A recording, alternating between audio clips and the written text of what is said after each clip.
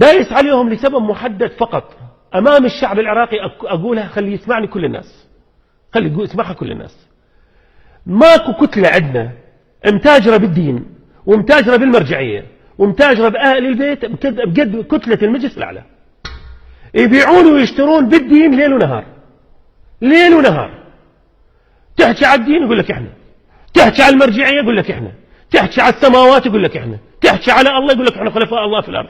زين، أكثر كتلة تحكي باسم الله هي. وعمار الحكيم قاعد بقصر من قصور صدام، وباقر صولاق قاعد بقصر من قصور صدام. زين، والله اللي يدري عادل عبد المهدي وين قاعد، وكلها تحكي باسم المرجعية. وأنا أذكرهم بمقولة لأبي ذر الغفاري عندما وقف على قصر من قصور معاوية وسأل هذا السؤال. خلي يسمع عمار الحكيم وخلي يسمع باقر وخلي يسمع خل تسمع هاي الناس اللي تحكي باسم الله ومحمد وعلي، خل تسمع. أبو ذر سأل معاوية قال له: شاف القصر هذا الشاهق اللي أمامه، أول قصر طبعا يبنى لأنه الدولة الأموية يعني دولة ترف. وقف أمام القصر قال له: يا معاوية، إن كان هذا القصر من مالك فهو إسراف، وإن كان من أموال المسلمين فهو خيانة.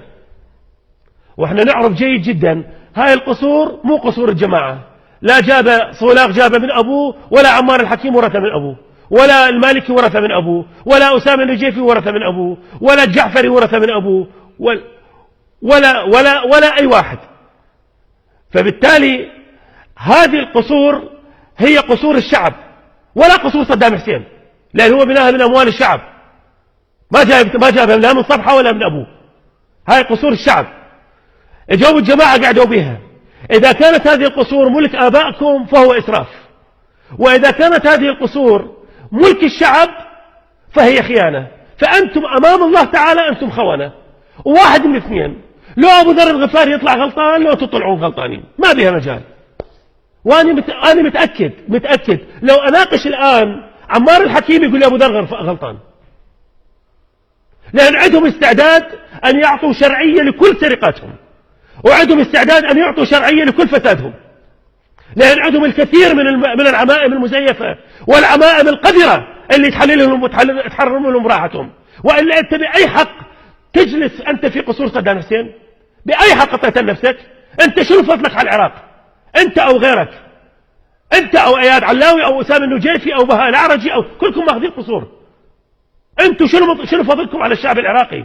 تقعدون بهذه القصور اللي سعرها 20 مليار دولار، تسواكم وتسوى روسكم، موازنة ما ثلاث دول بصفنا.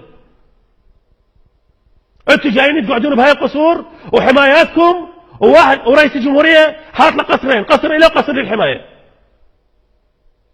شنو هالإسراف هذا؟ شنو هالترف هذا اللي انتم عايشين به؟ انتم شنو فضلكم على العراق؟ سقطتوا صدام وجبتوا لنا الحكم هذا؟ لا، مو انتم سقطتوا، سقط ابوش. من اجيتوا استلمتوا الحكم من 2003 لحد الان عيشتونا في بحبوحه من العيش. هناك حياه كريمه للانسان، هناك مستقبل مضمون لابنائنا والاجيالنا، هناك بطاله متوقفه، هناك خدمات واصله للبيوت، هناك شوارع مبلطه، هناك امن، هناك استقرار. شنو ذني كلهن انتم قدمتوا لنا شيء من عندهن حتى انتم تجون تفتخرون تقولون احنا قاعدين بهذا الموضوع بهاي القصور؟ ما تستحون انتم على انفسكم؟ شلون تصلون بها وانتم تحجون بالله ومحمد؟ اغلبكم اذا مو شيعي فهو بالحزب الاسلامي.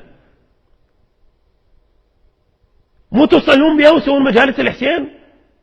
مو تصلون وتوزعون بها اكل؟ باي شرع؟ ويا مرجعيه هاي اللي انت تقلدها، اللي شرعت لك تقعد بقصر صدام وسووا بيه مجلس وصلي بيه. يلا اعطيني المرجعيه، اريد اشوف هاي الفتوى وين هاي الفتوى؟ مين جايين؟ هم جايين من القمر؟ كلنا ولد هذا الوسط الشيعي ونعرف الحلال والحرام. مين جايين احنا؟ ضحكون بيه على العالم السذج. ما اجى واحد استقبلك بالقصر وقال لك هذا مين لك يا سيد، مين لك يا استاذ، مين لك يا شيخ، مين لك هاي القصور اللي قاعدين بها؟ بس اذا لم تستحي فاصنع ما شئت.